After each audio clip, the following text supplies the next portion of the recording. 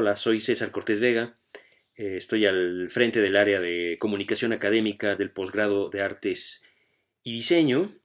Y esta breve introducción es solamente para comentar las participaciones que tuvimos en la mesa 2 del coloquio de estudiantes de posgrado, de maestría y doctorado del posgrado en Artes y Diseño 2020. La mesa 2 llevó como título Intervenciones y transgresiones en narrativas mediáticas dominantes. Estuvo moderada por la maestra Carla Rodríguez Hamilton y se presentaron 3 trabajos. El primero fue de César Carretero Beltrán, representando a Ecatepec a través de la experiencia, fue su nombre. Luego estuvo con nosotros Luis Javier García Royce con el trabajo Narrativa Visual de la Nota Roja en México. Y por último tuvimos a José Rubén Romero Gutiérrez con el trabajo El pinche Miguelito, discursos contestatarios a través de la transgresión icónica en publicaciones autogestivas. Como ya les comentaba, tuvimos la moderación de la maestra Carla Rodríguez Hamilton, de quien voy a leer una breve reseña de su trabajo. Ella es doctorante en el programa de doctorado en urbanismo en la Facultad de Arquitectura de la Universidad Nacional Autónoma de México. Tiene la maestría en artes visuales en el área de arte y entorno en la Facultad de Artes y Diseño en la UNAM y la licenciatura en artes visuales también en la FAD UNAM. Como carrera simultánea cursa la licenciatura en arquitectura en la Facultad de Arquitectura de la UNAM. Tiene una estancia de investigación en la Facultad de Bellas Artes de la Universidad Politécnica de Valencia, España, y en la Facultad de Arquitectura, Diseño y Urbanismo de la Universidad de Buenos Aires, Argentina. También tiene estudios de arte y entorno en el Morton College de Chicago, Ill. Y bueno, fue una mesa bastante interesante, muy nutrida de imágenes y de reflexiones acerca de formas distintas de observar, digamos, distintos discursos hegemónicos, desde la ciudad, pensando, por ejemplo, en la zona de Ecatepec y todas las formas de comunicación que hay de manera natural en el entorno urbano. Luis Javier García, en el caso de la Nota Roja en México, pues con una muy interesante iconografía, muy bien documentada y ordenada, de manera que nos da muy cabal cuenta de formas y maneras de asumir justo estas narrativas populares, periodísticas, que, bueno, nos acompañan hasta nuestros días. Y el pinche Miguelito, un poco por los caminos similares, nada más que revisando las miradas de un artista que trabaja sobre la idea del ratón Mickey y tergiversa del todo su manera de representarlo, así como, digamos, lo desnuda y desnuda su interpretación ulterior verdadera, digamos, su alma maldita, diría yo, su alma diabólica. Entonces, de algún modo, bueno, conformamos esta mesa pensando justo en estas maneras de intervenir y una revisión crítica acerca de estas intervenciones, desde lo natural hasta lo directamente encaminado a una crítica cultural. Y bueno, sin más, les dejo con la mesa. Muchas gracias y comenzamos. Muchas gracias, César, y buenas tardes a todos. Gracias por acompañarnos en este encuentro de coloquio de estudiantes del posgrado en Artes y Diseño. Y me permitiré comentarles, sobre todo a los ponentes, que tienen 30 minutos de exposición para compartir con todos los aquí presentes. Al minuto 25, si gustan, yo les escribiré por chat, ¿no? Para que puedan ir cerrando en caso de que estén excediendo el tiempo. Y al término podremos dar inicio a 3 preguntas máximo por parte de los asistentes para que puedan responder. Entonces, pues César, si estás listo, él es Sí. estudiante de la maestría del campo de conocimiento de arte y entorno y bueno, y nos compartirá el día de hoy esta presentación con el título Representando Ecatepec a través de la experiencia. Muchísimas gracias, César, y pues adelante. Ok, entonces voy a compartir mi pantalla, ¿está bien?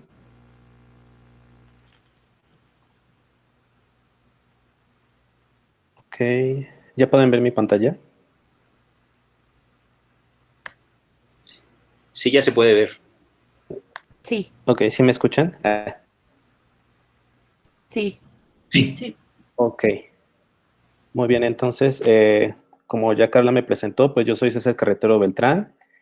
Soy alumno del segundo semestre de la maestría de Artes Visuales. Estoy en el campo de Arte y Entorno y mi ponencia es Representando Ecatepec desde la experiencia. Y mi proyecto de investigación se titula No hay lugar como el hogar, la autoconstrucción en Ecatepec y su relación con el imaginario colectivo desde el arte colaborativo. Entonces, lo primero que voy a hacer es hablar de la introducción. Lo que ven en la pantalla son algunas palabras clave sobre mi proyecto.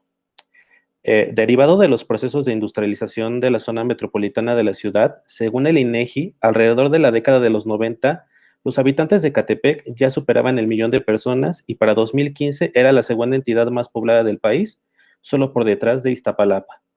Pero en este caso habría que preguntarnos, ¿cuándo se originó la violencia que creó el imaginario sobre Ecatepec?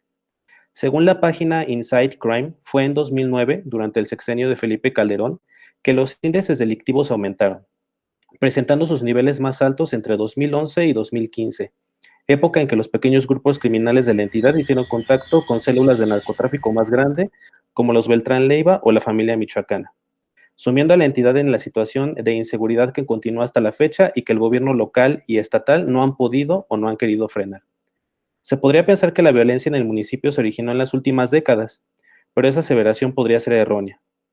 Según un artículo del periódico El Universal, desde la década de los 40 ya era común encontrar cuerpos sin vida en los canales de aguas negras que atraviesan el municipio. Este dato nos da un panorama sobre la relación histórica que ha tenido Ecatepec con la violencia, entendiendo que esta zona atraviesa por problemáticas reales de inseguridad, producto de una dinámica de crecimiento sin control, pero a su vez, en los últimos años estas situaciones han sido maximizadas desde los medios de comunicación, estigmatizando a la entidad y a sus habitantes, sin una solución para la violencia que nos aqueja. En este caso, Grecia Monroy, en su artículo Representaciones de la Periferia, el caso de Ecatepec de Morelos, hace mención a esto. Y voy a leer la cita. Ecatepec sigue una dinámica de representación que ha sido propia de las periferias urbanas mexicanas en general, es decir, oscilar entre ser invisibilizadas o estigmatizadas. Esta afirmación puede ser comprobada solamente al introducir la palabra Ecatepec en cualquier buscador de Internet. Vamos a encontrar al menos un centenar de noticias relacionadas al crimen y remarcando la preocupante situación de violencia contra las mujeres. Pero estas denuncias son eclipsadas por el morbo y sensacionalismo, focalizando toda noticia sobre Ecatepec en solo ciertos temas. Ante esto, es importante reflexionar cómo la información moldea el imaginario de los que están dentro y fuera del municipio, desensibilizando nuestra percepción de la violencia, normalizándola y eclipsando otros aspectos o dimensiones alrededor de la entidad. Como ejemplo, la construcción de este imaginario poco objetivo se materializa en videos realizados en plataformas de video, reportajes o en los memes compartidos en redes sociales. Dentro de YouTube encontramos varios videos que pueden servir para ejemplificarlo, destacando el que muestro a continuación en la diapositiva. Se titula Así es el México de pobres y ricos, una realidad oculta. Está realizado por un youtuber venezolano llamado Gabriel Herrera, que se dedica a hacer vlogs de viaje. En este video, el autor realiza una comparación entre Santa Fe, una de las zonas corporativas de la Ciudad de México, y Ecatepec, considerada en su video como la más pobre y peligrosa del país. A partir del minuto 10:24 y hasta el minuto 13:06 aparecen imágenes de lo que se puede identificar como Ecatepec y otros municipios aledaños. Resalta la música incidental de tono melodramático y mensajes que aparecen en forma de notas informativas que acompañan las imágenes, y cuyo origen podemos rastrear a la página de Wikipedia que corresponde a Ecatepec. En ese sentido, más que denostar o desmentir el video, para mí es importante analizar la perspectiva de un extranjero y cómo ve a Ecatepec, visualizándolo como un lugar exótico y peligroso. Aunque para mí ningún material en Internet puede dejar tanta marca como el meme, puesto que por medio del humor y de la ironía se pueden comunicar una diversidad de mensajes a través de una simple imagen. Sobre todo, este medio tiene la capacidad de moldear nuestra opinión sobre temas específicos o ser un reflejo de la situación sociopolítica. Durante la realización de esta investigación se encontraron páginas de Facebook dedicadas a generar o compartir memes cuyo tema principal es Ecatepec. Uno de los primeros memes que analicé hacía referencia a la apertura del Mexicable, transporte que conecta las zonas más alejadas del municipio con una de las principales vías de acceso a la Ciudad de México, que es el que pueden ver en pantalla. Antes de su apertura ya se especulaba cómo podría funcionar este sistema, convirtiéndose en objeto de burla. En la imagen podemos ver una de las escenas del episodio 15 de la temporada 13 de la serie de Los Simpson. En este episodio, ellos viajan a Brasil y Homero es secuestrado. En uno de estos segmentos es transportado por un teleférico que tiene similitudes al instalado en Ecatepec. El meme imagina el primer día de funcionamiento de este transporte, haciendo alusión al crimen que muy probablemente podría afectar su uso, a la vez que refleja el imaginario que sigue prevaleciendo sobre las favelas de Brasil, haciendo un paralelismo con las zonas populares de la Ciudad de México. Sin embargo, este tipo de imágenes, no solo se reducen a la mofa. Es posible encontrar memes que reafirman una identidad o muestran un orgullo por habitar en Ecatepec, como la que les muestro en este momento, haciendo alusiones o comparaciones con otros sitios más privilegiados o apropiándose también de apodos y motes que en otros contextos podrían ser incluso un insulto. Pero estas imágenes demuestran también que hemos vuelto parte de nuestra normalidad los problemas que sufre nuestro municipio, siendo una suerte de catarsis para algunos y para otros una forma de revictimizarse. En este punto y con el material que he analizado, podemos decir con toda seguridad que si bien las historias o imaginarios construidos alrededor de Catepec derivan de una realidad existente, es necesario plantearnos alternativas a la representación que se hace del municipio, ya que pareciera ser casi imposible desenfocar la mirada de ciertos temas que surgen al municipio en una imagen de inhabitabilidad casi distópica. Retomando el artículo de Grecia Monroy, a la que es importante también mencionar como habitante de Catepec, y cuyo artículo surge también de inquietudes muy parecidas a las mías, ella hace un señalamiento que podemos retomar como una de las causas de esta falta de identificación y que también deriva del relato que se ha construido por los medios de comunicación. Ecatepec no solo se vuelve un lugar inhabitable, en el que suceden toda clase de crímenes y en el que el caos es incontrolable, sino que, por obra de una extraña metonimia, casi propia del telurismo, es el lugar en el que todo esto se produce y, por tanto, no hay otra posibilidad de identificación y representación. Ecatepec es caos y crimen, y el caos y crimen es Ecatepec. Esa imagen es asumida muchas veces por los que habitemos aquí, generando desarraigo y desagrado, poniendo a los habitantes en un limbo que nos impide identificarnos con el lugar en el que habitamos. Como el fragmento que acabo de leer de Grecia refiere, pareciera ser un lugar casi infernal y de donde todo el mal parece provenir y donde todo lo malo puede pasar. Si bien, como nuevamente Grecia menciona en su texto, hay ciertos privilegios que nacen de personas como ella o yo, y que podamos tener a lo mejor una idea sesgada del habitar en Ecatepec, también es pertinente señalar que durante el proceso de mi investigación, este sentimiento de desarraigo, falta de identidad o vacío, no es una sensación única de aquellos que desarrollamos nuestra vida desde algún tipo de privilegio o que hemos estado fuera de Ecatepec. Las experiencias negativas, los medios de comunicación o simplemente la socialización en espacios fuera de Ecatepec hacen presente el desagrado que esta entidad provoca en aquellos cuyo único referente son las noticias sensacionalistas, los memes o las leyendas urbanas, replicándolos cada vez que conocen o a alguien que proviene del municipio, haciendo presente esa falta de pertenencia e incluso el amor que hace falta al lugar en el que vivimos. Y es precisamente ese vacío que es el que provoca un desinterés por cambiar las dinámicas violentas, sumado también al desinterés político que hay por nuestro municipio. Esto no implica que con esta investigación esa dicotomía se va a romper, pero me parece importante darle un lugar al espacio en el que vivimos, cuestionar no solo las desavenencias a las que nos enfrentamos, sino también cuestionar el por qué somos representados de una forma tan poco objetiva y radical, e incluso plantearnos la generación de nuevas relaciones con nuestro entorno. Y aunque todo esto puede sonar utópico, al menos realizarnos estos cuestionamientos es un primer paso para lograr un cambio. Muy bien, el tema. La identidad de Ecatepec se ha construido alrededor de sus problemas de violencia e inseguridad, generando una narrativa negativa diseminada y magnificada por los medios de comunicación masiva, influyendo en el imaginario colectivo dentro y fuera de este espacio. Si bien existen problemáticas reales e importantes de seguridad, estas no definen la totalidad de interacciones, relaciones, dinámicas ni situaciones que suceden en el municipio. Dicho escenario ha invisibilizado, deshumanizado y estigmatizado a su población, alterando su sentido de pertenencia y arraigo. El objetivo. El objetivo es estudiar desde las prácticas del arte colaborativo la forma en que la identidad en el municipio de Ecatepec ha sido modificada o construido por los medios de comunicación y su impacto en el imaginario colectivo presente en la población, con la finalidad de así generar nuevas relaciones entre los habitantes, el lugar que habitan y mostrar otras formas de experimentar la periferia, construyendo de forma colectiva una narrativa que va de este municipio hacia el exterior, contraponiéndose a la imagen negativa de Ecatepec. La hipótesis, o más bien las preguntas de investigación en que me baso son tres. La primera es, ¿cuál es el papel que juegan los medios de comunicación masiva en la construcción de la identidad de los habitantes de Ecatepec? La segunda, ¿es posible insertar una narrativa diferente a la ya existente sobre este espacio geográfico, político y social? Y la última, ¿es posible generar esta nueva narrativa desde dentro de la comunidad? Y esto se conecta con los avances de mi investigación. Durante el primer semestre se hizo uso de prácticas del arte colaborativo, tales como mapeos, intercambios y derivas, las cuales realicé dentro de mi colonia con la participación de amigos, familiares y vecinos. Con ello, pretendo brindar una visión más íntima sobre la experiencia de vivir en Ecatepec. La realización de los mapeos tuvo como objetivo hacer observaciones más profundas sobre el entorno donde me encuentro, analizar el mobiliario urbano, movilidad, tránsito de personas, arquitectura, etc. Aquí está uno de los ejemplos. Los intercambios consistieron en compartir experiencias sobre Ecatepec con amigos y familiares radicados en el municipio. Estas anécdotas podían ser de cualquier índole y se realizaron por medio de la aplicación de mensajería WhatsApp, ya sea por mensaje de audio o texto. El objetivo fue conocer sus vivencias y la relación de estas con el municipio. Por último, se realizaría un mapeo, que es la imagen que están viendo en este momento. Esta se hizo en colaboración con amigos, vecinos y conocidos. Me acerqué a los centros de trabajo de algunos de mis familiares para solicitar su participación y el ingreso a estos espacios.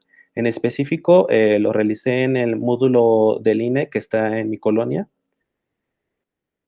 Y también realicé invitaciones personales a mis propios vecinos, los reuní dentro de mi casa para poder intervenir el mapa.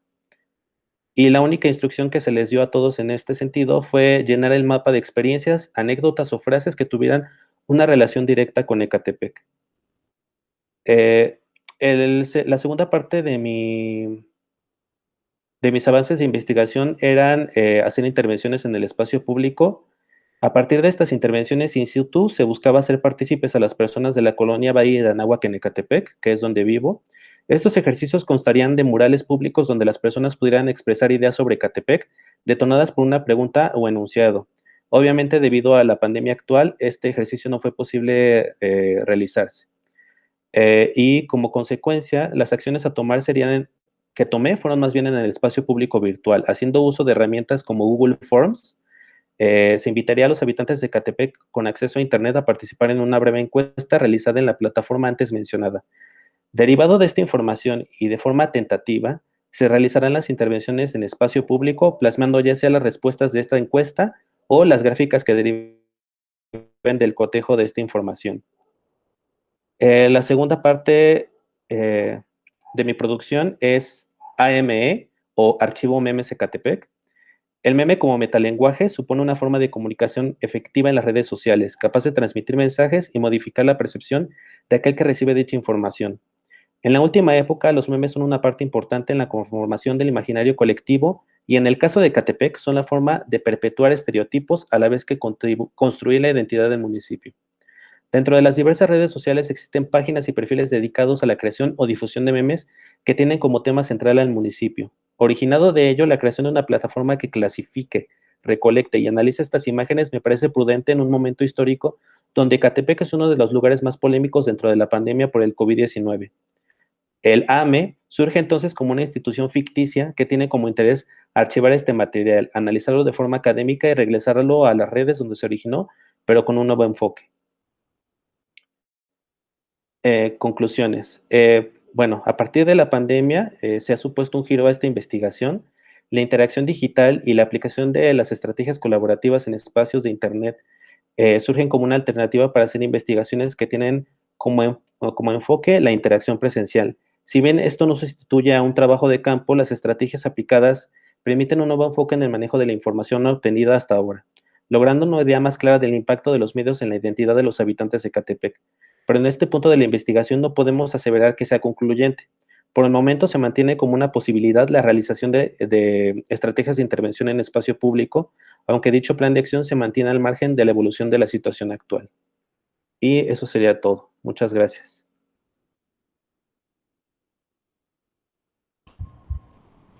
Muchas gracias, César, por compartirnos tu presentación.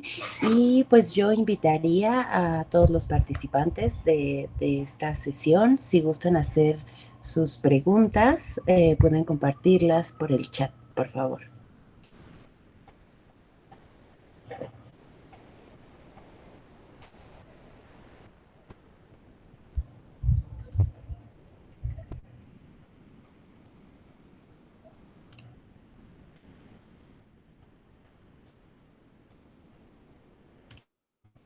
Si gustan, entonces para darle seguimiento a los demás ponentes, podemos dejar un espacio al final. Vamos muy bien de tiempo, por si surgiera alguna pregunta para responder hacia los tres ponentes al final. ¿Les parece bien? Sí. Y continuaríamos ahora eh, con Luis García, estudiante del doctorado, del posgrado en Artes y Diseño, que el día de hoy nos comparte su exposición narrativa visual de la nota roja en México. Hola Luis, muchísimas Hola Carla, gracias. muchas gracias a todos ustedes por estar aquí presentes. Me da mucha emoción estar aquí con ustedes en este formato así virtual y les voy a presentar hasta donde voy en mis avances del proyecto de investigación.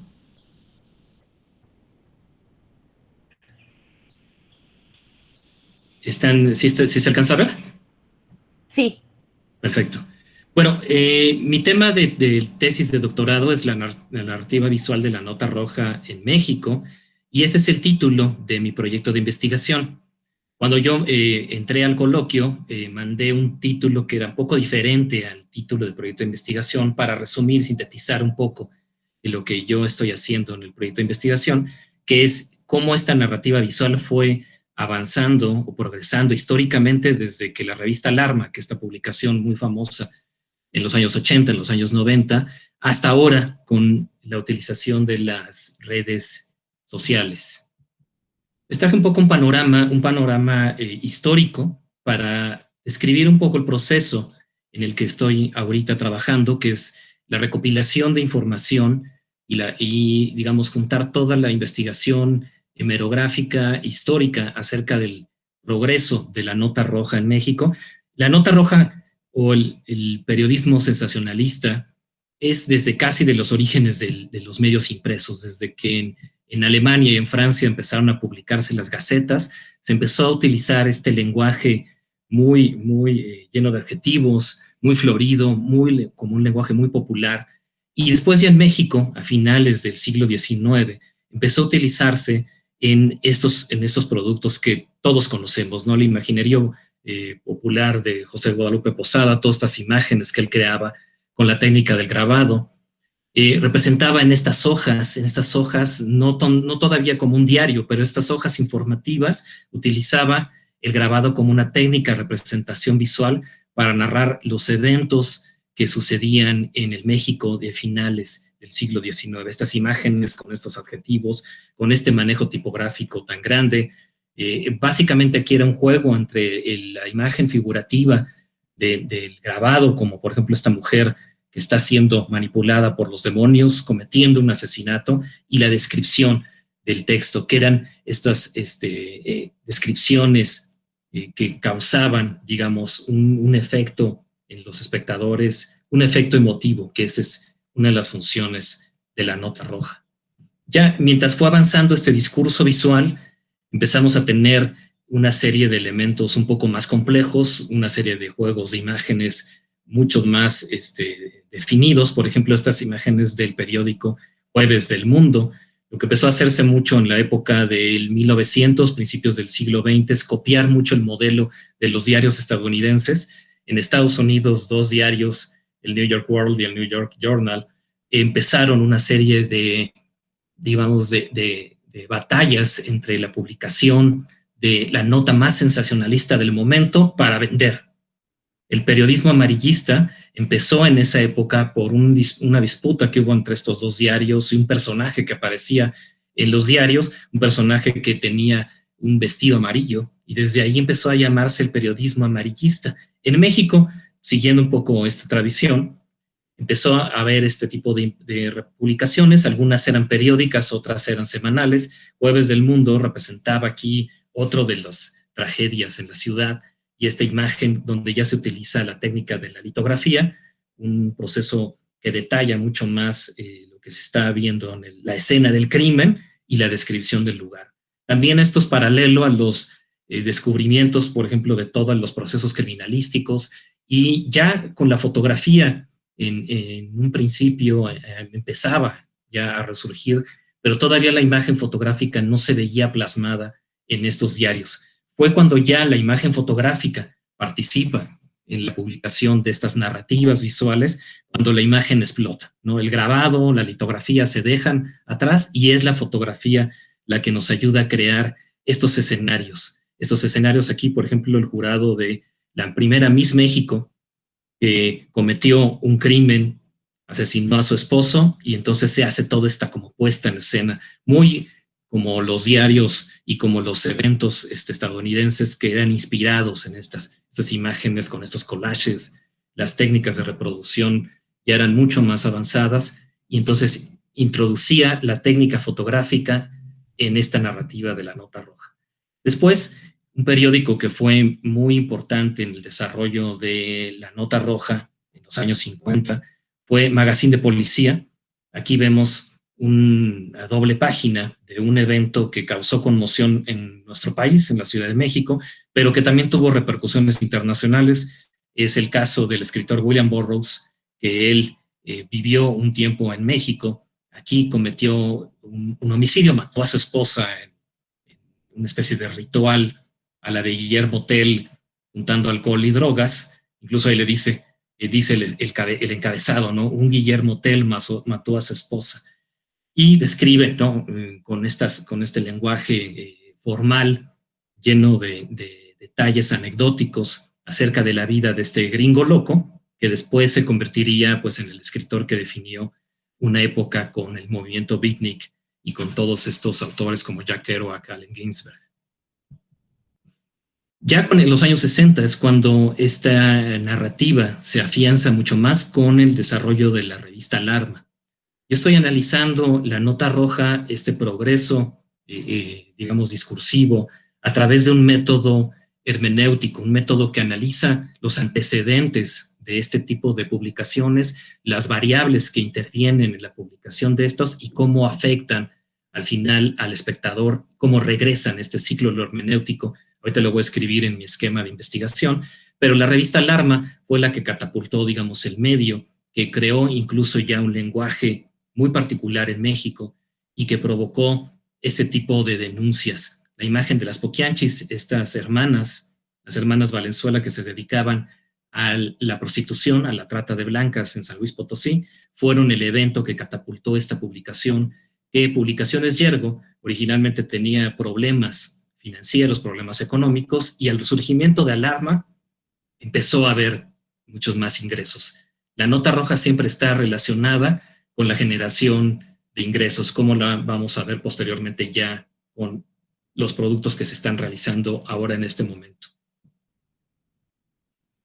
Paralelamente a este tipo de productos que nos muestran descontextualizados los eventos, donde los eventos son ensalzados, digamos, en la parte emocional, no en la parte racional, y tampoco en la parte que explica el contexto en el que estamos viviendo una violencia en el país, que empezó desde siempre, desde su fundación hasta ahora, y ahora la vemos mucho más retratada por las redes sociales.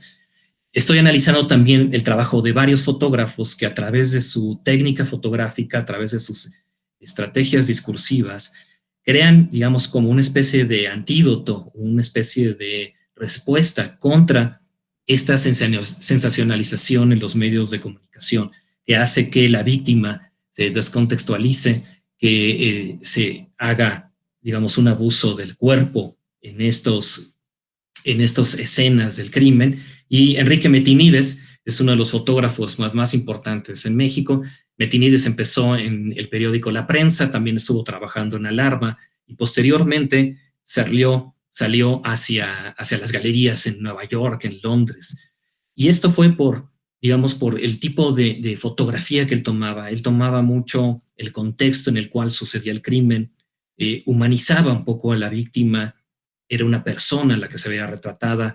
Él contaba una historia, que eso es una de las partes, digamos, de los efectos de la imagen, los aspectos formales, pero también los aspectos expresivos, y después ya los efectos psicológicos o los impactos psicológicos que promueven algún tipo de acción. Esto ya es algo más contemporáneo. Aquí son los fotógrafos que trabajan en los medios ahora impresos. Los medios impresos se han visto muy afectados por el surgimiento de Internet, que fue, digamos, a mediados de los 90. Los medios impresos, incluso ahora con la pandemia, se han visto todavía más afectados, y quienes están viéndose beneficiados de esto, pues son los medios digitales, los que lograron trasladar los discursos de la violencia hacia las plataformas digitales, como Alarma, que intentó hacer una publicación digital, intentó hacer la misma revista en formato digital y después una página y redes sociales que mostraban los números anteriores de Alarma, el proceso histórico que tuvo la publicación, la revista, los autores, y vemos ya con Instagram, y vemos con Facebook y con Twitter, un tipo de imagen que es una imagen que propone otro tipo de narrativas. Por ejemplo, este es el fotógrafo Hugo García, es un fotógrafo del diario El Gráfico, el Universal Gráfico, que lo que hace es utilizar a través de los hashtags, a través de las marcaciones de palabras clave, una imagen que la cataloga a través de todas estas etiquetas que funcionan para que la gente pueda tener una relación en esta imagen. Es Facebook, en general, que es la propietaria de Instagram, tiene unas políticas de uso en el cual no, por ejemplo, la violencia muy explícita de repente es eliminada. Por ahí dicen que son los algoritmos los que hacen esto, pero también tiene todo un grupo de personas que físicamente se la pasan observando estas imágenes y ellos mismos son las que bloquean o quitan las cuentas. Entonces existe este sistema de interacción en el cual yo veo esta imagen y casi a mi propio riesgo, si yo le doy clic a la imagen, entonces veo la fotografía a la cual yo me quiero enterar. Esta es la imagen de Hugo García. Ese es un homicidio en las calles de la Ciudad de México y aquí vemos este manejo que también tiene mucho la nota roja, la ironía, el humor negro, la descripción que tiene este fotógrafo en su sudadera y el muerto acordonado con estas cintas de policía y estos bloqueadores del tráfico. Esto nos da pie a lo que está sucediendo ahora como un fenómeno que trasciende, digamos, lo que sucede en los medios impresos y provoca una reacción mayor. Por ejemplo, en el caso de Ingrid Escamilla, que provocó incluso manifestaciones en la Ciudad de México, que provocó que los medios se replantearan la utilización de este tipo de imágenes. Cuando en los años 20, los años 10, la década de los 10 en Estados Unidos, cuando se empezaron a sacar estos diarios que estaban en esta pugna por quién ser el más sensacionalista de todos, esto empezó a distorsionar la realidad que se vivía en Estados Unidos, incluso llegó a promover la guerra entre Estados Unidos y España por unas cuestiones de la independencia de Cuba, pero esto provocó, esta nota roja, este periodismo amarillista provocó que en Estados Unidos surgieran una serie de códigos éticos y que surgiera también un periodismo más objetivo, un periodismo que diera más contexto a la nota, que explicara un poco más el contexto de lo que estamos viendo. El origen de los fake news los podemos trasladar hasta esos periodos y ahora vemos los fake news en las redes sociales y vemos este tipo de imágenes que provocan una gran reacción en el público, provocan que se venda la revista, que incluso ha llegado que esta imagen que provocó una repulsión y un descontento social, provocara que esta imagen se viralizara. Así como el efecto del meme que veíamos hace rato, veíamos cómo el meme funciona como una metalenguaje, estas imágenes a través de las redes sociales, por ejemplo, he estado haciendo una investigación a través de la plataforma Reddit, que publican imágenes y publican un tipo de información no tan común como la viéramos normalmente en Twitter o en Facebook o en Instagram, y esta imagen, las imágenes del caso de Ingrid Escamilla, fueron como un efecto viral que se repartieron en varias partes del mundo. Yo encontré las imágenes en un periódico en Malasia el mismo día en el que se publicó estas imágenes. Entonces, los efectos que tienen este tipo de publicaciones, ¿no? La narrativa visual que tienen estas publicaciones se ve expandida en los medios digitales. Y después, partiendo, ¿no?, de esta generación de los efectos y esta observación de los fenómenos sociales, la prensa o los diarios de nota roja responden y dicen que ellos están comprometidos con, por ejemplo, con la denuncia de la violencia de género, que es la que provocó todo el descontento que hubo con la imagen de Ingrid Escamilla. Eso es un poco el marco conceptual del proyecto de investigación. Se encuentra mi proyecto de investigación dentro de estos ámbitos, dentro del diseño de la comunicación visual, dentro de la estética y la violencia, el realismo y la violencia, pero también la fotografía y el arte como estrategias como para contrarrestar los efectos negativos que tienen este tipo de publicaciones. Hay fotógrafos que son oriundos, por ejemplo, de la zona de Iztapalapa, como Jair Cabrera, el caso de este fotógrafo que ha sido galardonado internacionalmente y que a través de la imagen y a través de la composición y a través del lenguaje expresivo que generan con sus imágenes, nos da pie a un nuevo tipo de historia, a un nuevo tipo de narrativa, que contrarresta con esta descontextualización de la imagen que cosifica a la víctima de nuevo, y a través de estas estrategias podemos ver de otra forma esto que no podemos dejar de verlo porque existe en nuestro país, pero puede abordarse de otra manera. Mi propuesta es que a través del arte y del diseño podemos tener otras estrategias que permitan contrarrestar estos efectos nocivos. Esta es mi perspectiva metodológica a través de un análisis y un método hermenéutico, a hacer una metodología sistémica que analice precisamente desde el pasado, desde donde sucedieron todos estos eventos, cómo fue progresando a través de la historia, cómo fue representando este lenguaje de la violencia en los distintos medios y cómo ahora lo vemos en las redes sociales. Específicamente estoy trabajando con 3 medios que son los que más activamente lo están haciendo contemporáneamente y que están incluso contrarrestando este cierre de las publicaciones impresas que está sufriendo a través de la pandemia, que estamos viendo que ya no hay, ya los medios impresos están cerrando, pero ellos están teniendo cada vez más impactos. Y este es el esquema que explica el contexto en el cual estoy trabajando. Parto del contexto histórico de los medios impresos, de la violencia, cómo se representaba dentro de ese contexto histórico en las revistas especializadas, en las hojas manuales, como por ejemplo las publicadas por Vanegas con el arte de Posada. Después, como los autores, como por ejemplo Metinides de Bars, otros, a través de sus discursos fotográficos y los aspectos formales, logran transformar este discurso de violencia en la nota roja en los medios digitales, sus efectos a través del círculo hermenéutico, los mensajes que podemos ver y cómo este es un proceso que está en constante descubrimiento, aproximaciones de distintas áreas y resolución de respuestas, y también como el arte contemporáneo a través de ciertas estrategias visuales conceptuales ha podido utilizar este lenguaje para entender un poco más el contexto de la violencia en la que vivimos.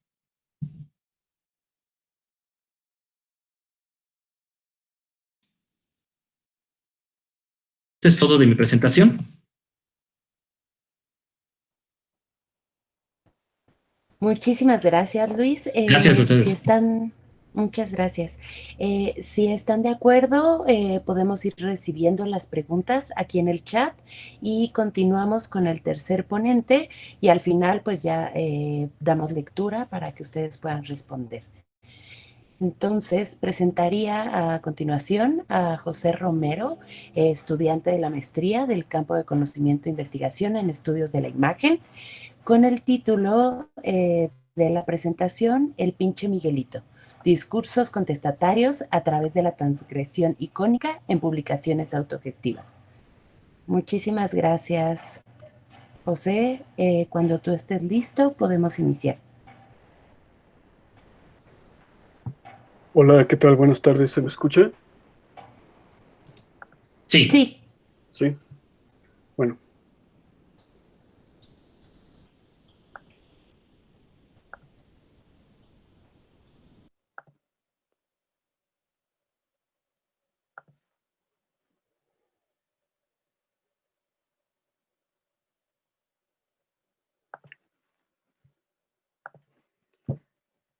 Estoy viendo cómo compartir la presentación en la pantalla. En la parte inferior derecha aparece un recuadro con una flecha apuntando hacia arriba que dice presentar ahora. Si gustas ahí puedes darle clic para compartir tu presentación.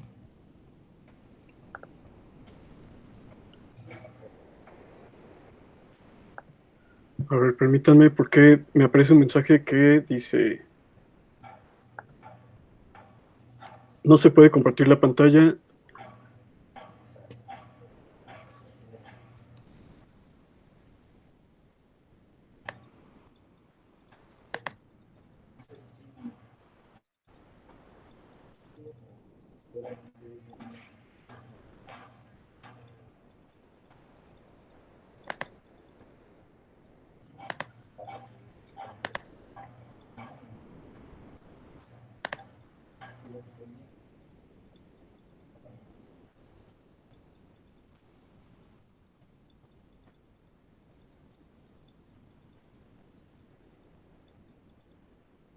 Ahí ya estás compartiendo la pantalla, José.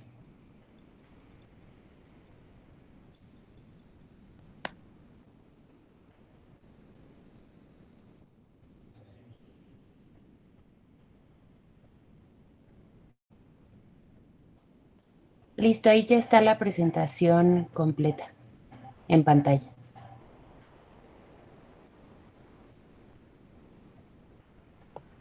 Listo, perfecto. Una disculpa por los problemas técnicos. No te preocupes.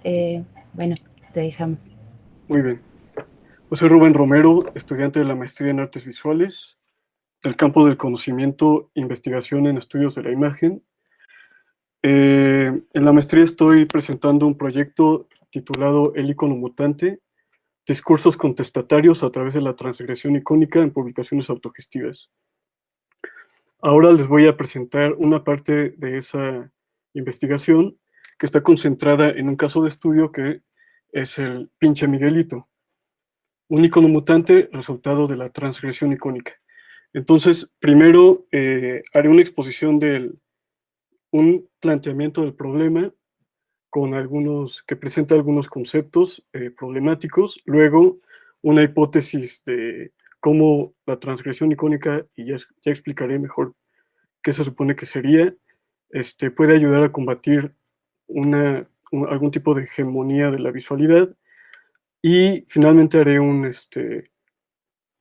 breve ejercicio iconológico alrededor del pinche Miguelito. Entonces comienzo. No hace falta un gran esfuerzo para reconocer que habitamos un mundo plagado de imágenes. Nuestro presente no dista demasiado de los futuros distópicos a los que se refiere el historiador Serge Grusinski cuando dice, cito, de las pantallas omnipresentes de Orwell a los gigantescos letreros que rasgan la noche húmeda y luminosa de Los Ángeles de Ridley Scott en Blade Runner, la imagen ya ha invadido nuestro futuro. Cierra la cita.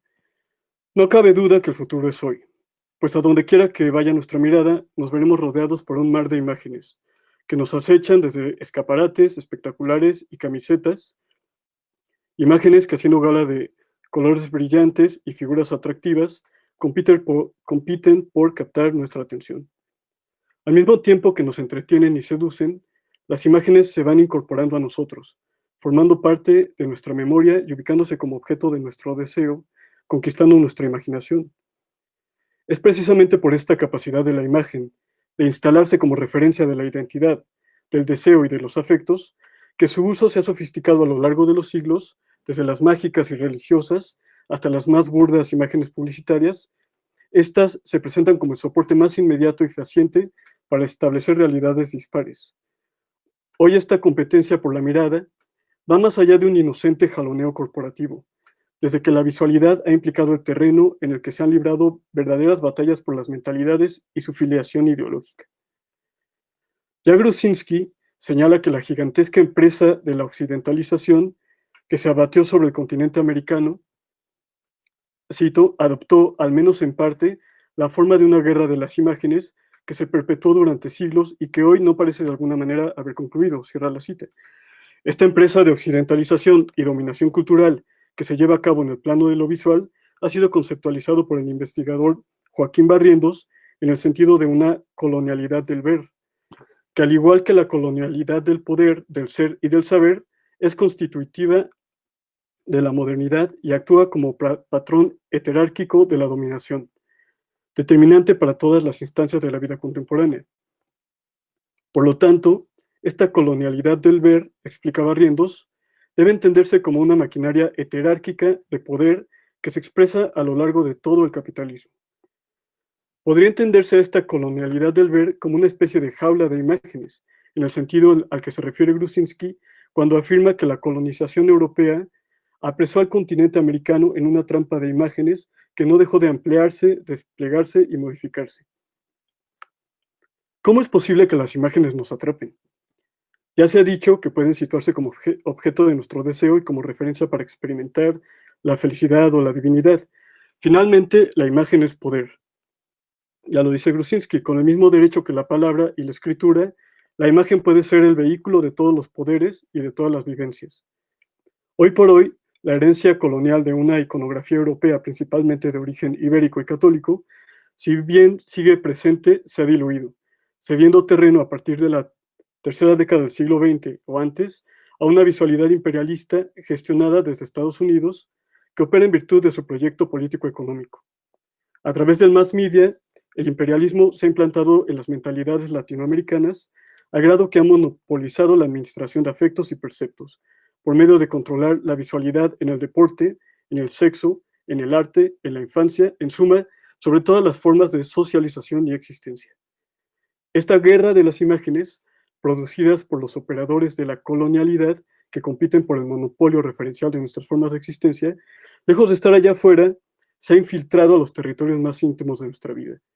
Por estas razones, la cuestión de la imagen nos parece de suma importancia. Ya lo dijo George D.D. Uberman, cito, nunca antes la imagen se había impuesto con tanta fuerza en nuestro universo estético, técnico, cotidiano, político e histórico. Cierra la cita.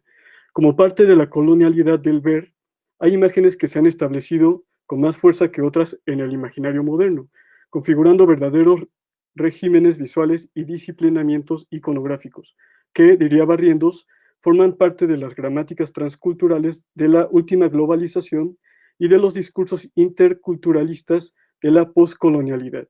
Sin ir más lejos, son fácilmente reconocibles en las producciones de Disney, la industria del entretenimiento infantil más exitosa de todos los tiempos, que se citó desde la primera mitad del siglo XX como la referencia por excelencia de la infancia y la alegría. Barrientos urge a que aquellos imaginarios que conforman la visualidad de la colonialidad sean contestados.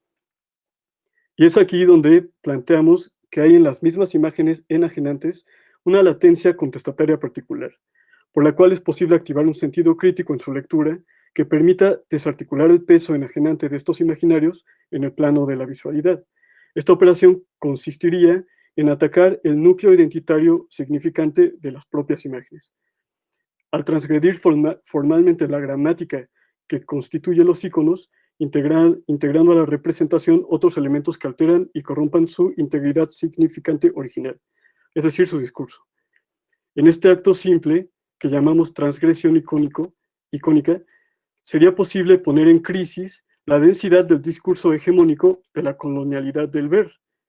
Bueno, esa sería la hipótesis, y ahora pasaría a presentar un ejemplo, un caso de estudio.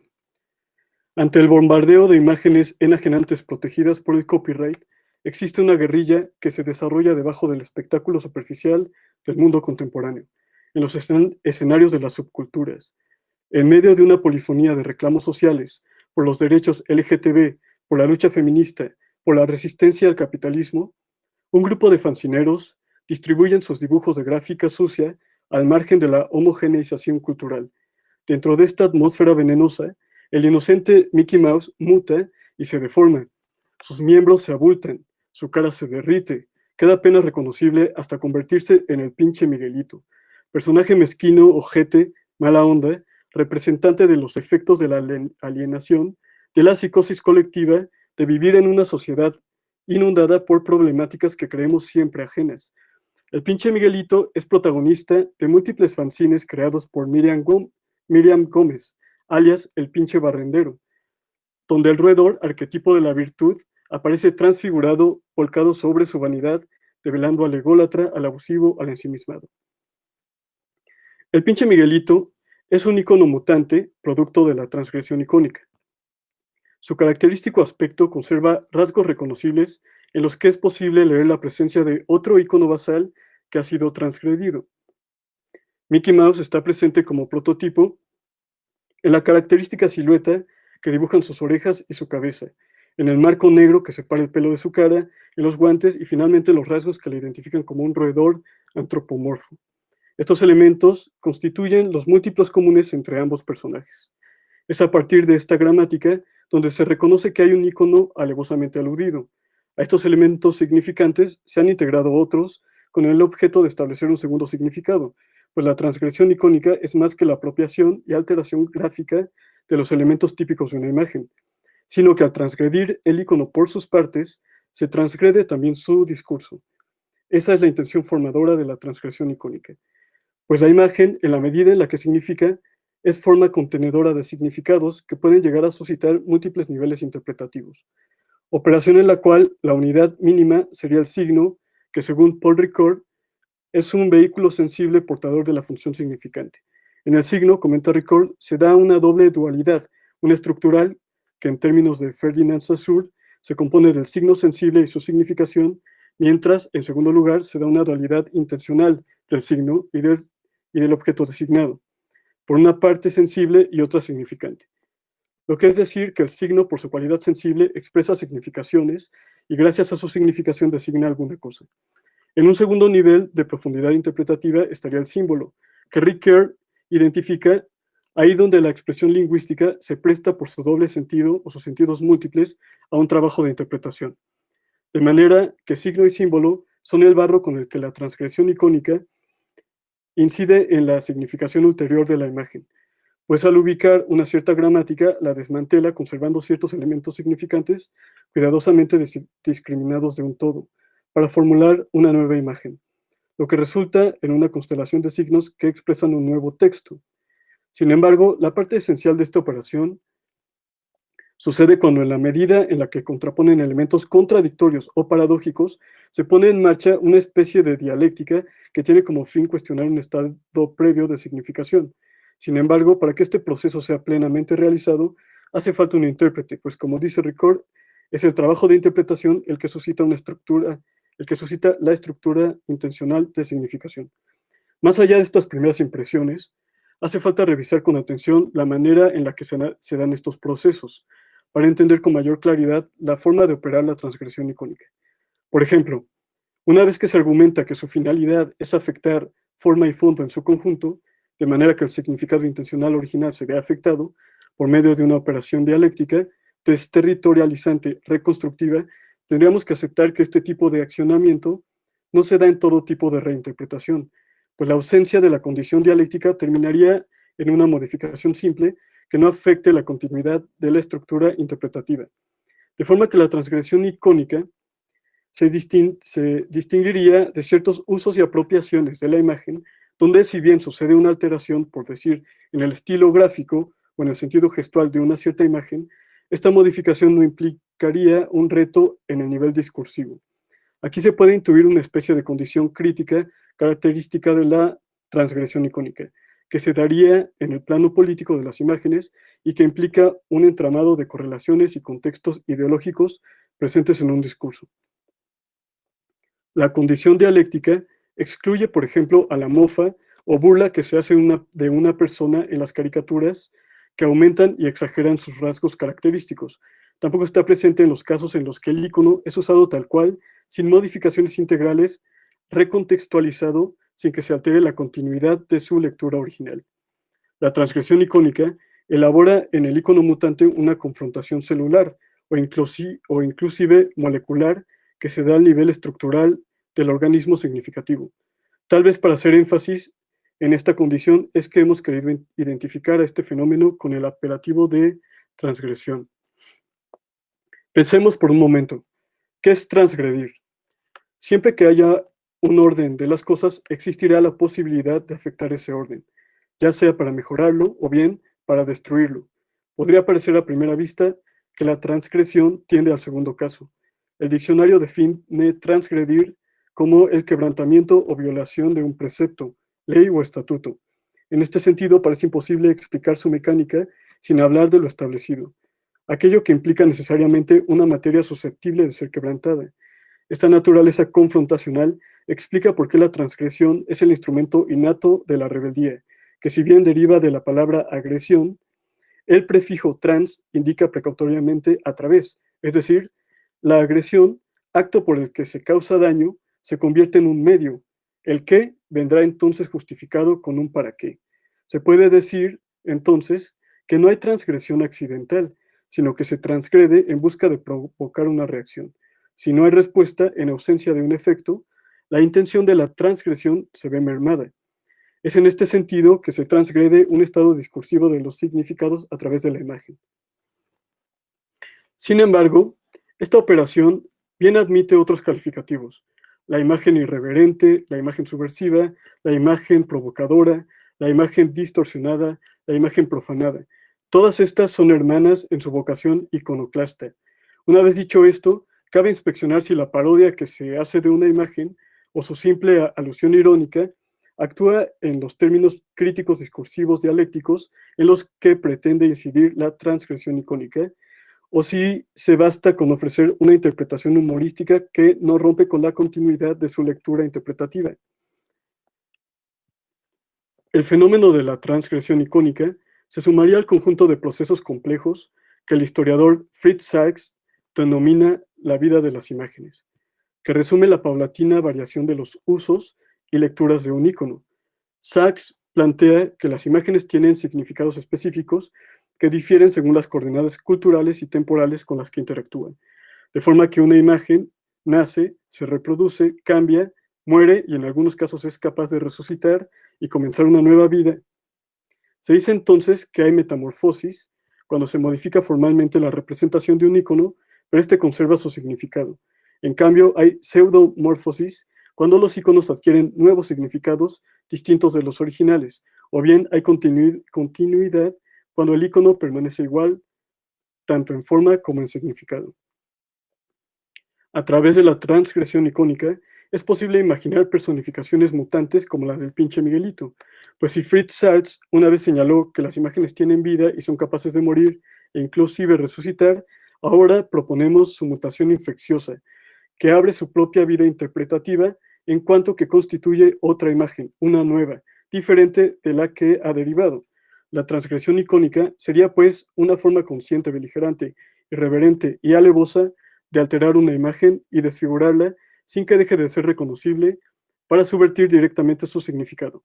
En este sentido, cuando se modifica una imagen a través de esta, lo que se persigue últimamente es atacar su significado por medio de la práctica crítica, que opera en un nivel discursivo y que apunta a infringir la normalidad ideológica sobre la que está basada la popularidad y presencia de la imagen original. Mediante esta visión crítica, lo infantil y manso se revela perverso y ponzoñoso. Lo sagrado, opresivo, el lujo y lo venerado manifiesta su banal decadencia. Voy a tomarme una pausa para tomar agua porque ya me hace falta.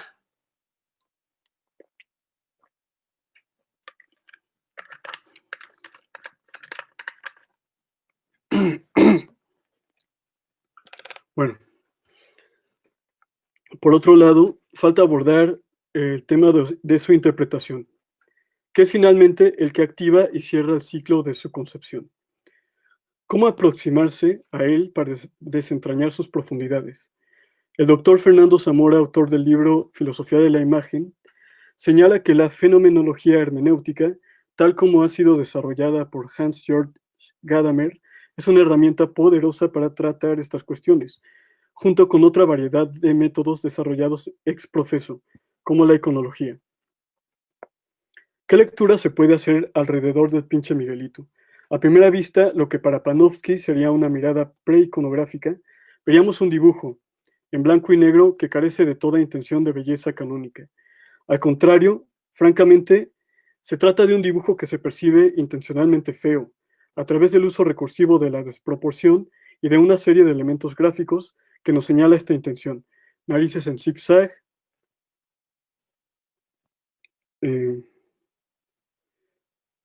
dientes chuecos, también dedos largos y feos. Es fácil reconocer que los protagonistas de estos dibujos son ratas antropomorfas, entidad de múltiples connotaciones según diversas culturas. En un segundo lugar, en una lectura iconográfica, se comienza a deshebrar la carga simbólica del icono aludido. Por su parte, la rata tiene una connotación particularmente negativa en Occidente. Sin embargo, Miriam alude a otro sustrato iconográfico en su representación, que está presente, como ya se ha dicho, a través de algunas claves formales, como son los guantes, el campo semántico alrededor, la silueta que dibuja la cabeza y las orejas, la antropomorfización, que en conjunto revelan una seña indiscutible, la presencia reminiscente de un ícono de la cultura popular que, por si quedaran dudas, queda rematada en el nombre del pinche Miguelito. Si este ícono reminiscente se presenta como condición primordial para la lectura del pinche Miguelito, entonces, ¿qué se puede decir de Mickey Mouse? En el sentido más superficial, se trata de una caricatura pensada para agradar a niños y adultos.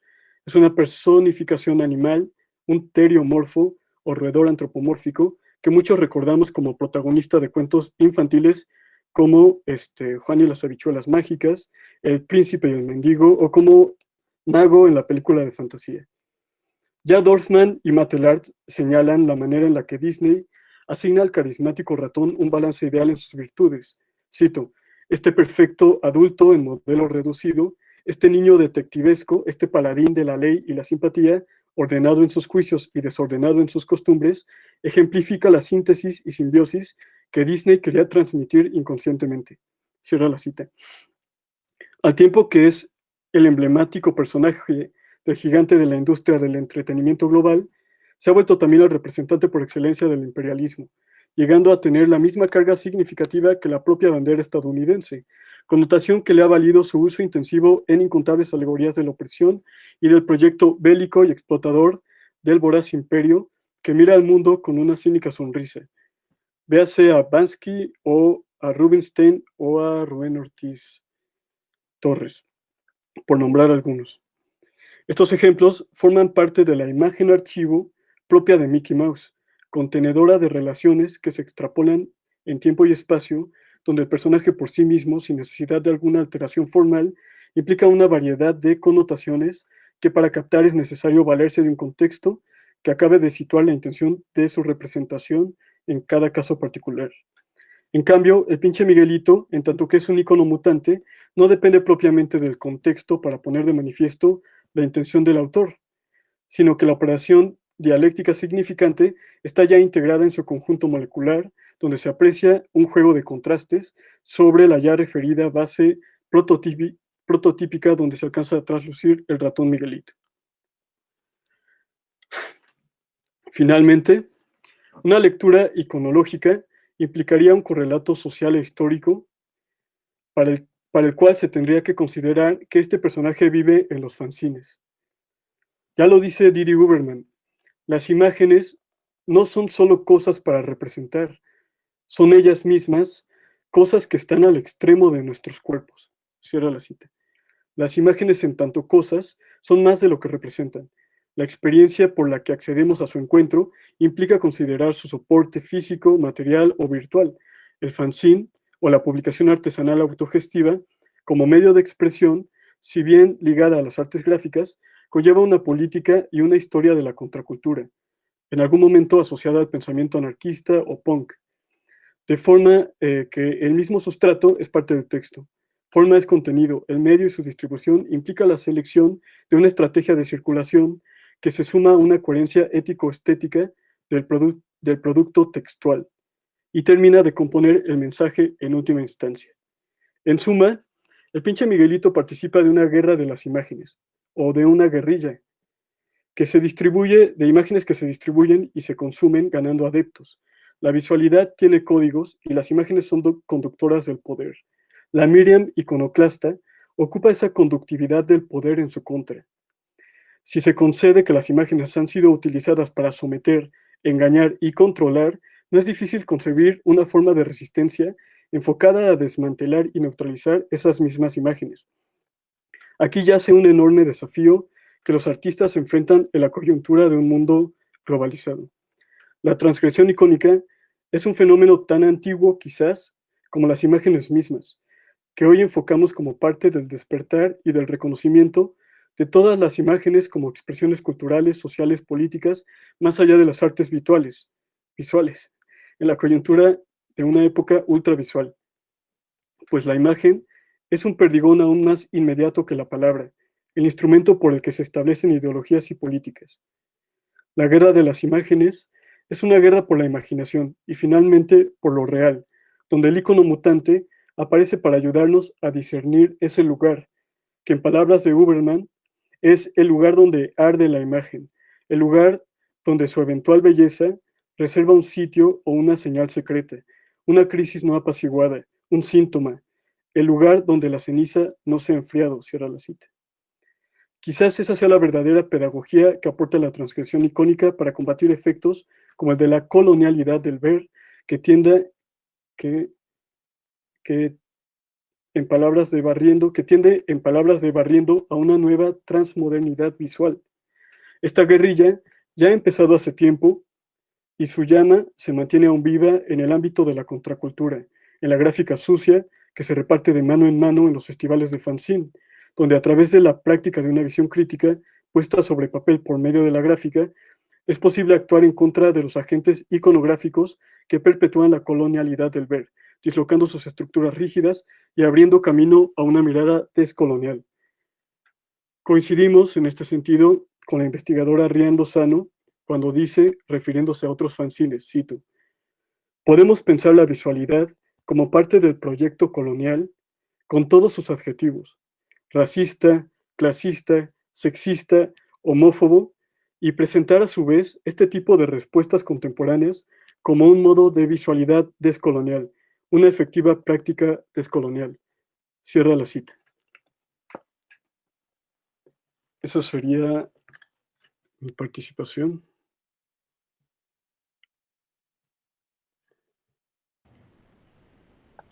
Muchas gracias, José. Si están de acuerdo, les pediría a los ponentes que abrieran sus cámaras para poder dar respuesta a las preguntas que nos compartieron por el chat y en el orden en el que las fueron compartiendo, iniciaría con César. Te escribe Huberta la siguiente pregunta. ¿Cómo funciona el sentido de pertenencia con el imaginario sobre Ecatepec dentro de tu investigación? El sentido de pertenencia y el imaginario. Bueno, creo que la pertenencia son dos cosas que nos se entrecruzan y que nos atraviesan, por ejemplo, a los que vivimos aquí, hablando desde una forma experiencial, o sea, de cosas que me han pasado a mí, es precisamente cuando conoces a alguien nuevo, ¿no? Simplemente al decir que soy de Ecatepec, pues viene, ay, pues qué lejos está, ¿no? O asaltan, o como todo este imaginario que está más que nada afuera, al final acaba atravesando también ese sentido de pertenencia en el que, no sé, acaba generando, como lo decía en mi presentación, ese sentido como de desarraigo, y es algo que he platicado con otras personas que en algún momento yo pensé que era algo mío nada más, pero al hablar con otras personas pues se repite, ¿no? Al sentir esta forma en la que te estigmatizas, que podríamos hablar que es parte del imaginario, pues también repite en cómo tú te sientes perteneciente a un lugar, a un espacio.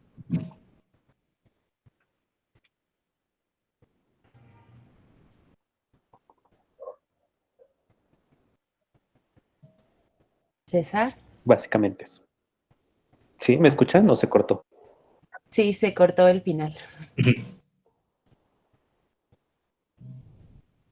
Bueno, decía que básicamente es eso, ¿no? El imaginario que se ha producido al exterior de Ecatepec pues, nos atraviesa como los que habitamos aquí. Entonces, al final, eso causa ese desarraigo, ¿no? Te sientes incómodo de estar en un espacio. El imaginario de la pertenencia.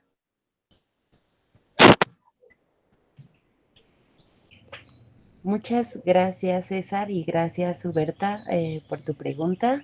Yo tendría dos preguntas más, César. ¿Qué alternativas de representación en medios masivos propones, aparte del meme, sobre todo ante esta nueva realidad?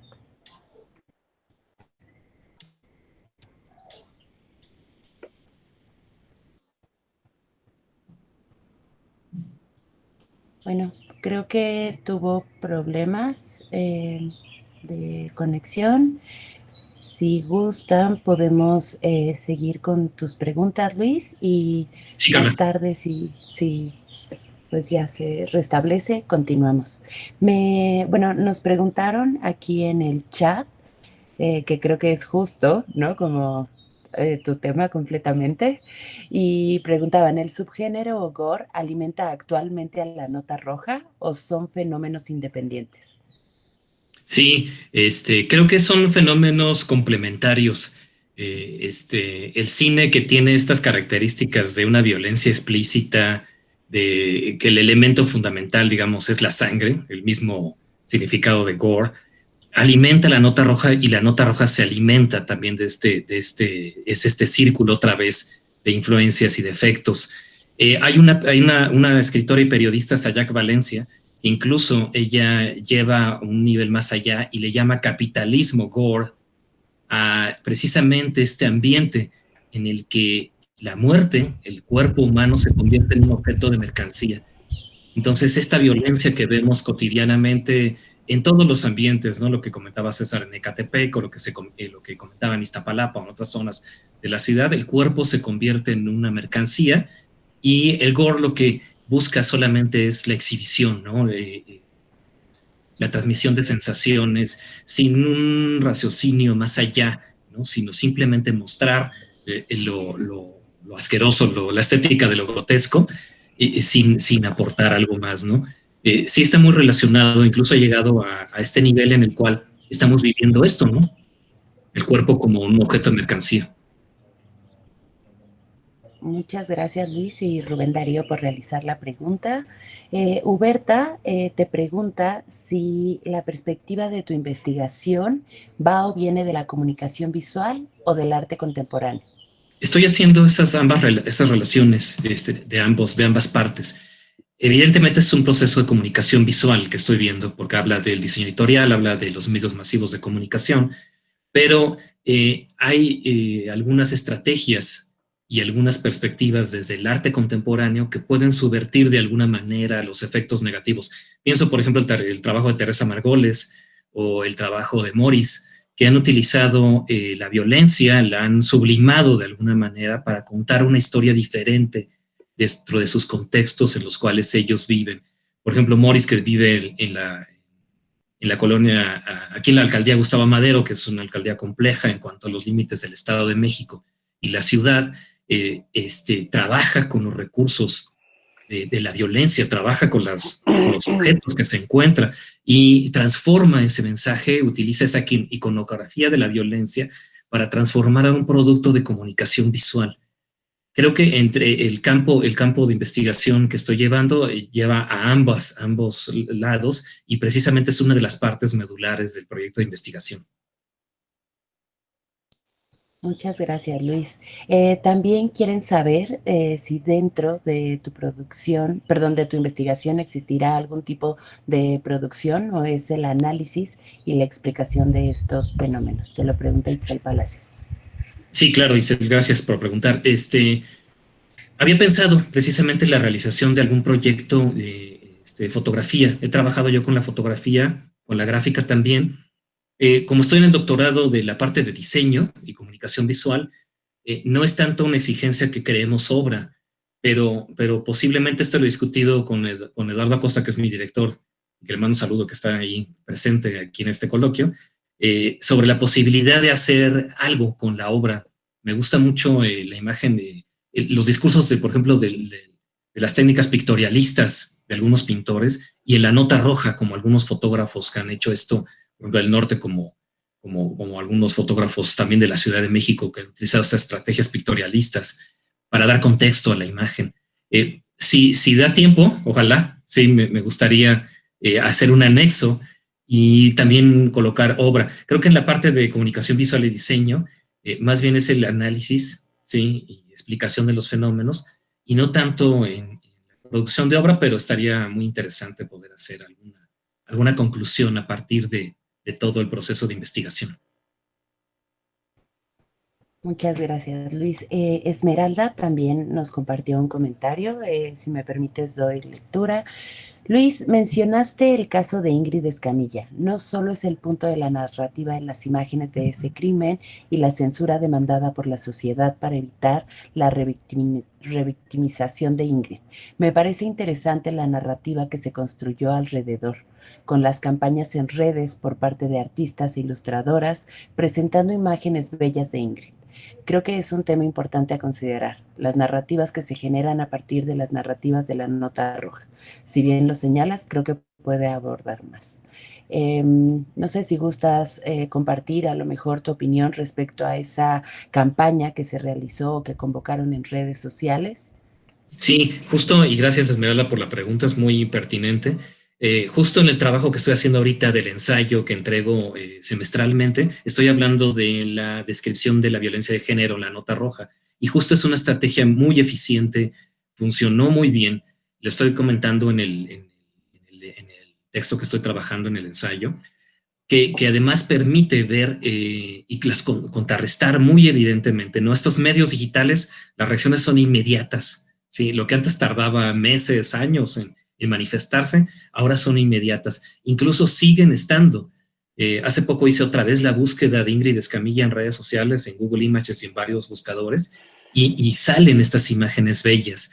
Creo que esa es otra de las estrategias que se pueden hacer a través de los hashtags, a través de estas palabras clave, bombardear, ¿no? De una manera que permita bloquear este tipo de imágenes. Lo que están haciendo ahorita los fans del K-pop, que es un fenómeno increíble que está sucediendo en Estados Unidos, que los fans del K-pop están empezando a boicotear, por ejemplo, a los grupos suprematistas blancos o a la misma conferencia que dio Trump hace poco en Tulsa, fue saboteada por estos. ¿Y qué es lo que hacen? A través de bombardear, ¿no? A través de estos ataques como los hackers, ¿no? Del DDoS, que es estar estableciendo y bombardeando un montonal de datos. Al final de cuentas, estos sistemas lo que hacen es darle prioridad a lo que más se busca, se subvierte estas imágenes de la violencia. Ahora es muy difícil volver a encontrar estas fotografías terribles. Se encuentra al contrario, el contexto, la vida, digamos, personal de no objetivar el cadáver, no dejarlo como un cuerpo nada más, sino como una persona más dentro de este ambiente de violencia. Muchísimas gracias, Luis. Voy a continuar con las preguntas y ahora se dirigen a Rubén.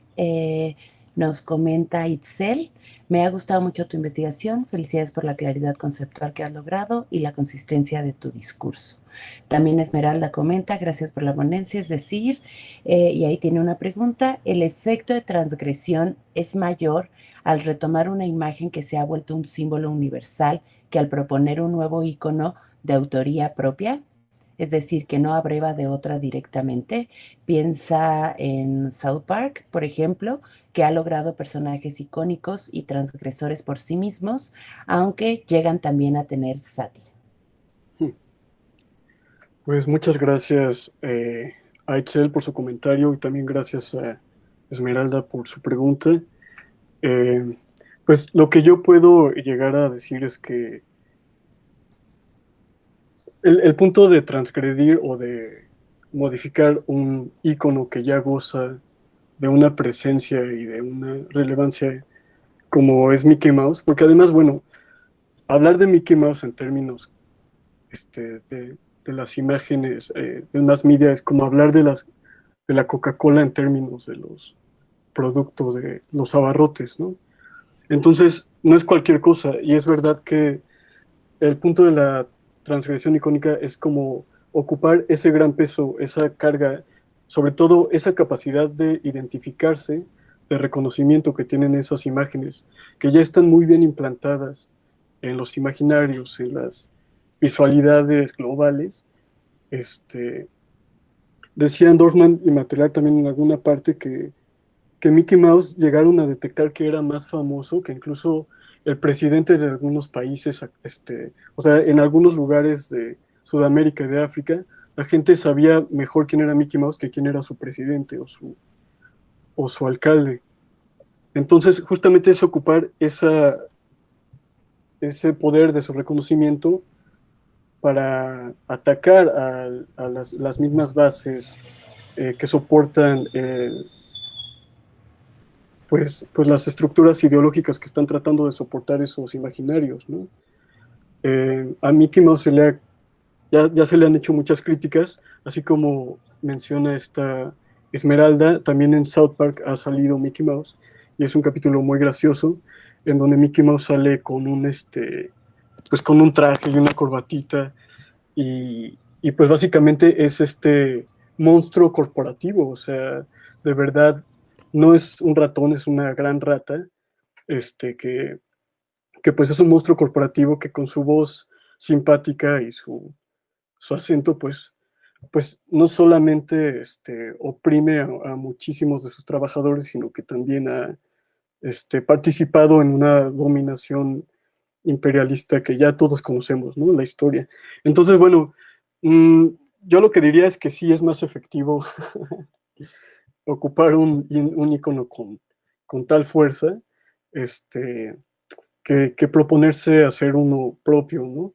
Sobre todo pensando en que estás ocupando de alguna forma ya el tipo de entrenamiento, el tipo ¿cómo decirlo?, adiestramiento visual que ha marchado, que ha ocupado por no solamente el mass media, sino como por otro tipo de estrategias, ¿no? Y, por ejemplo, si yo quisiera empezar desde el fanzine, que es el territorio de producción que yo estoy abordando, un nuevo icono, pues tendría probablemente, si tengo suerte, algún tipo de popularidad, que si tengo muchísima suerte, pues tal vez se llega a reconocer en las escenas undergrounds internacionales, ¿no? Por ejemplo, los dibujos de Daniel Johnston, o de otros personajes que han salido del underground, pero pues para nada el impacto que han tenido estos iconos de Disney, etcétera. Pero gracias, Esmeralda, por la pregunta. Muchas gracias, Rubén. Hay otra pregunta, me voy a adelantar un poco para ahorita continuar con César. Y comentan que perciben que tu investigación va muy avanzada y la pregunta de Huberta es si tienes algunas conclusiones hasta este momento de tu investigación. No tengo ninguna conclusión, más bien tengo muchísimas más preguntas y muchísimas más como ramas que se van abriendo. Por ejemplo, en alguna clase me comentaba un profesor que, bueno, está muy bien esto de la transgresión y de dibujar feo a los personajes, pero ¿cuál es el verdadero impacto que pueden llegar a tener? Otra vez, hablando de una forma de distribución con una capacidad tan limitada como el fanzine. Entonces, bueno, ahí se abre un problema, ya se abre una pregunta que sí me interesa y que es cómo empezamos a medir los impactos, los verdaderos impactos que se pueden generar con estas imágenes que pretenden ser contestatarias, ¿no? Entonces, muchas preguntas, ninguna respuesta. Muchísimas gracias, Rubén. Yo tengo una pregunta, pues va más dirigida a tu producción. Hablas del fanzine en específico, pero yo te preguntaría, ¿qué pasará con las estrategias de distribución de estas publicaciones autogestivas? Pues por supuesto, ante esta nueva realidad. Pues muchas gracias por esa pregunta porque sí es muy, muy interesante. Bueno, sabemos que la historia del fanzine implica pues a mí me gusta contarlo, no pensando solamente en el fanzine, sino desde las publicaciones autogestivas, independientes que han figurado como para levantar la voz, y a veces uno puede incluir en esta lista a Lutero, por ejemplo, pegando sus tesis en la puerta de una catedral como para derrumbar toda al Vaticano, ¿no? Por ejemplo. Pero bueno, hablando específicamente de cómo este medio de autogestivo, que normalmente pensamos que es un papel engrapado, que son unas fotocopias, pues que si nos va bien están hechas en serigrafía, y bueno, no es como por demeritar, ¿no? O sea, no quiero que se entienda eso. Han habido muchos esfuerzos actuales muy, muy interesantes sobre producciones de publicaciones autogestivas digitales. Y no solamente han habido intentos de iniciativas de fanzines digitales, sino hay formas de fanzines que son podcasts, o son formas de fanzines que son videoensayos. Es decir, ha trascendido como que este espíritu de la autogestión y de transmitir la información entre pares, al margen de los circuitos que podríamos llamar de comunicación masiva, etcétera, ha trascendido el ámbito de su parte física, de su materialidad impresa. Entonces sí, es muy, muy padre ver estas iniciativas, sobre todo en España, algunas en Estados Unidos también, como te cuento, de podcasts o de videos que ya se habla de fanzines. Justo ahora estamos preparando una primera feria de fanzines que va a ser completamente digital. Entonces uno va a poder entrar a esta feria desde su navegador, como si fuera un videojuego, no tienes que descargar nada y vas a andar con tu personaje entre unas mesas virtuales que van a tener las imágenes de tu artista. Entonces, bueno, la comunidad se ha tenido que mover y adaptar a estas nuevas tecnologías y sobre todo a estas circunstancias del encierro. Ya estamos con que no vemos la hora de salir a una feria de publicaciones, pero bueno, es lo que puedo contestar. Muchísimas gracias, Rubén. César, hace ratito te perdimos, pero Sí, ojalá estés por acá. Hay sí, aquí ando. una pregunta que se quedó ahí a medias y si me permites te la vuelvo a leer. Sí. ¿Qué alternativas de representación en medios masivos propones aparte del meme, ¿no? Y para estar en tono con la pregunta que le hice a Rubén, pues sobre todo ahora, ¿no? Ante esta contingencia que estamos viviendo. Sí. Bueno, creo que eso es algo importante y que en los últimos, bueno, sobre todo ahorita en la pandemia he hablado con otras personas que están haciendo cosas en Ecatepec, que es precisamente que tenemos ese gran cuestionamiento, ¿no? ¿Cómo vamos a sacar todo eso que se está haciendo, o sea, esas otras representaciones que se hacen de Ecatepec al gran público, ¿no? Por así decirlo.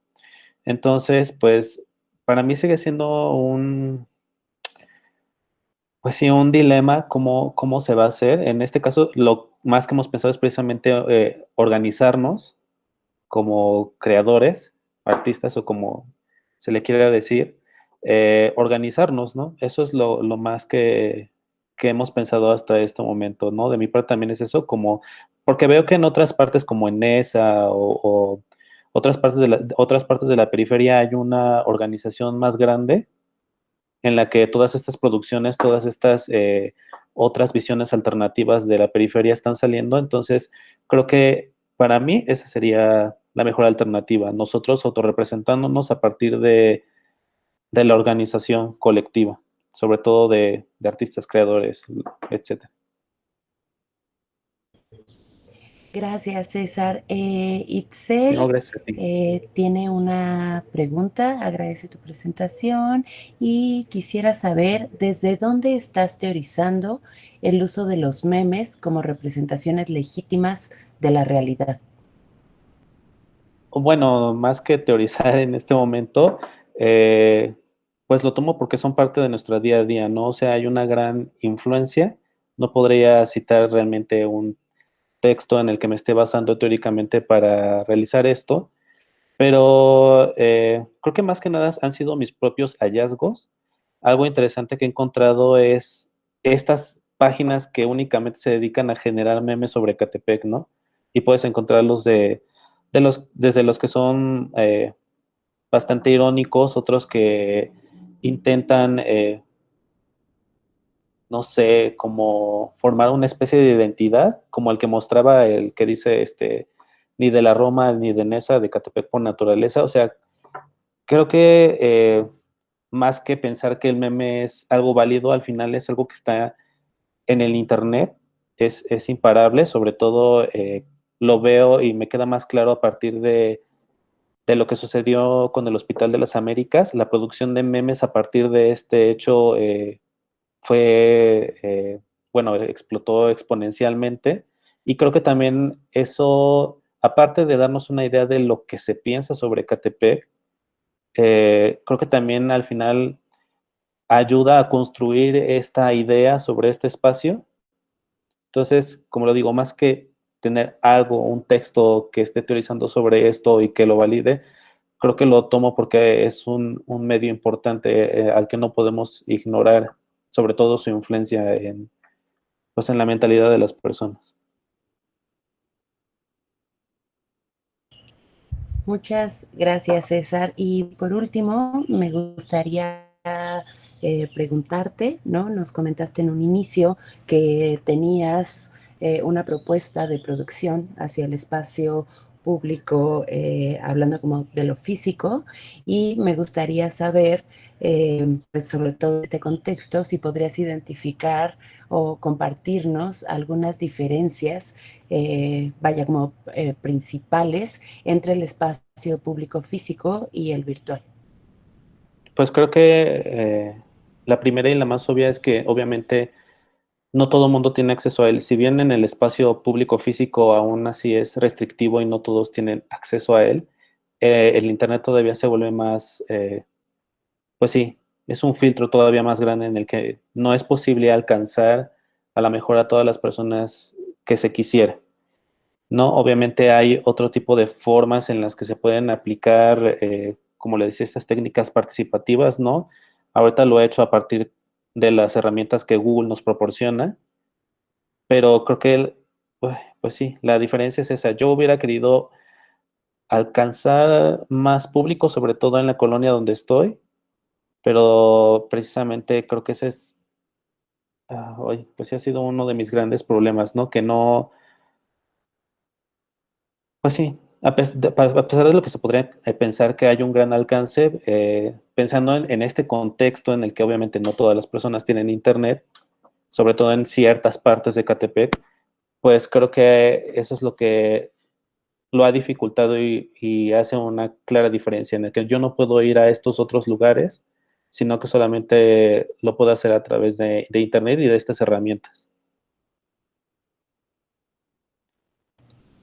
Muchas gracias, César. Y hay Gracias a dos ustedes. comentarios de Huberta y de Luis en el que te comparten ahí una nota y también hacen mención a un museo por si gustas tomar nota, ¿no? Sí, muchas gracias. Eh, y por último también te comentan a ti, Luis, Esmeralda Ríos, acerca de la obra gráfica de La Nota Roja, también como un referente.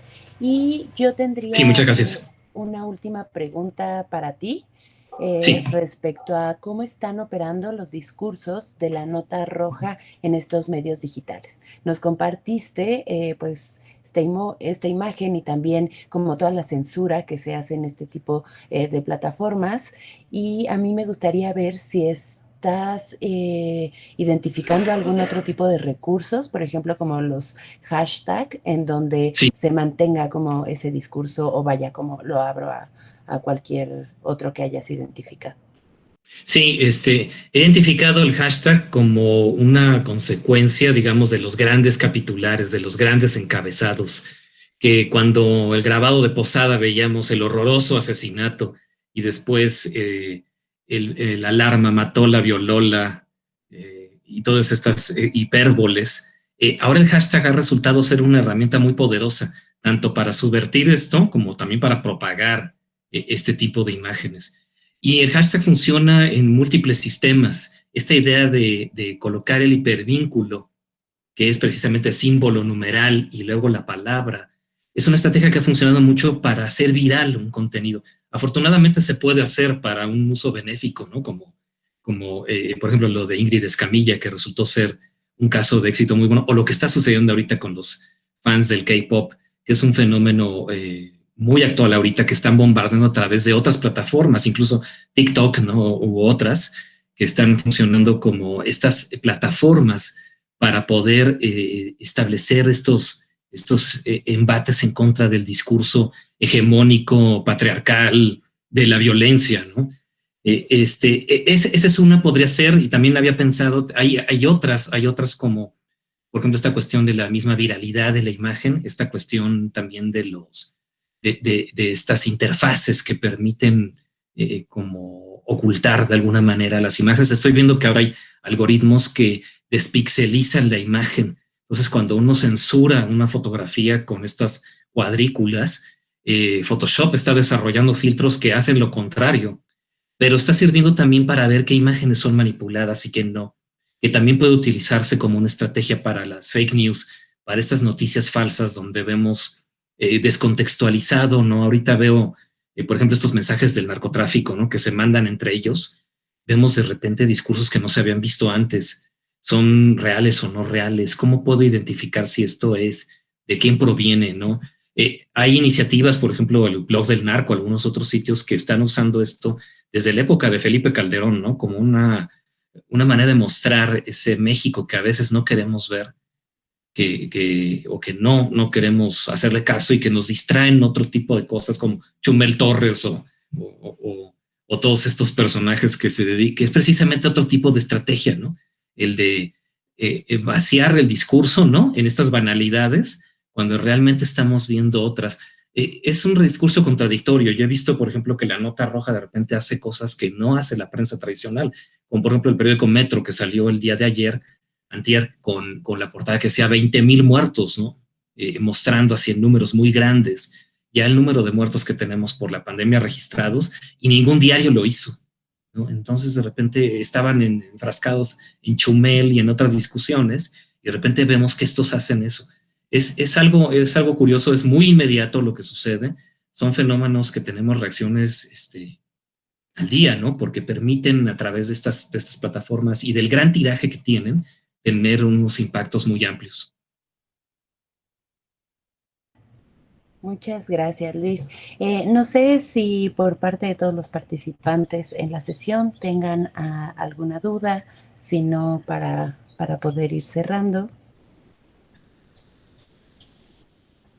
Y bueno, también por parte de ustedes ponentes, si quieran externar algún otro comentario, ya hacia el cierre de nuestra mesa.